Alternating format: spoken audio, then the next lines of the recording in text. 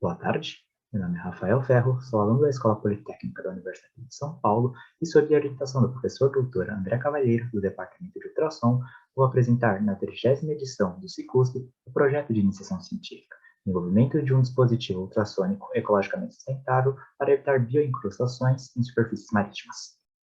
Começando com o contexto e motivação, quando estamos falando de bioincrustação, estamos nos referindo a cracas e outros organismos marinhos que se fixam à superfície das embarcações, resultando no aumento significativo do arrasto hidrodinâmico e, por consequência, no aumento do consumo de combustível.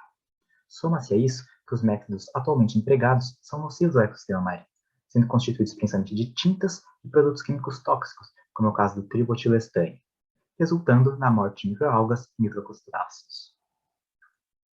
Assim, nota-se uma importância tanto econômica quanto ambiental para a pesquisa. Com isso, chegamos no objetivo de desenvolver um dispositivo para evitar a bioincrustação que seja ecologicamente sustentável, entendendo-se por isso que sua composição ou operação não seja prejudicial ao meio ambiente. Isso pode ser realizado por meio de sistemas ultrassônicos de transistores piezoelétricos, isto é, sistemas em que a energia elétrica é convertida em energia mecânica, que por sua vez vai ser transmitida ao casco dos navios, gerando cavitação, evitando assim a fixação dos micro-organismos.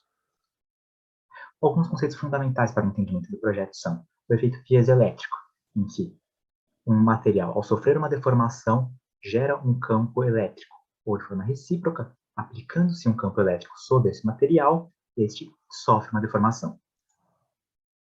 Em segundo, tem a ideia de transdutor de Langevin, em que as cerâmicas piezoelétricas são empilhadas com polaridade alternada entre duas massas metálicas, e o sistema como um todo é pretensionado por um parafuso. Passando para a parte de metodologia. Na parte de modelagem, o método de elementos finitos foi usado para o estudo vibracional e da resposta em frequência do sistema, sendo inicialmente feita uma análise bidimensional com software Consol, e em seguida uma análise tridimensional, passando por uma etapa de modelagem em CAD e SolidWorks. Para a metodologia experimental, foram traçadas as curvas de impedância por frequência, inicialmente utilizando um analisador de impedância de precisão, e em seguida um gerador ultrassônico programável. Por fim, foi realizado um teste em água, utilizando um gerador de onda e um amplificador de corrente.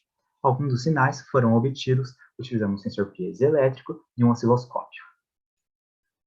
Em relação aos resultados teóricos, foi feita uma comparação entre os modelos bidimensional e tridimensional, onde notou-se certas divergências em algumas regiões.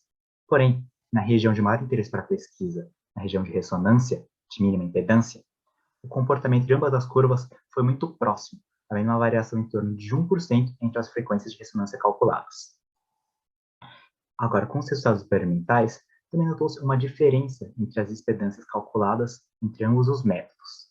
Porém, novamente, na parte de interesse da frequência de ressonância, os resultados foram positivos, com a variação de aproximadamente 10% entre a frequência teórica e a experimental obtida, o que foi considerado satisfatório, dada as simplificações adotadas nos modelos.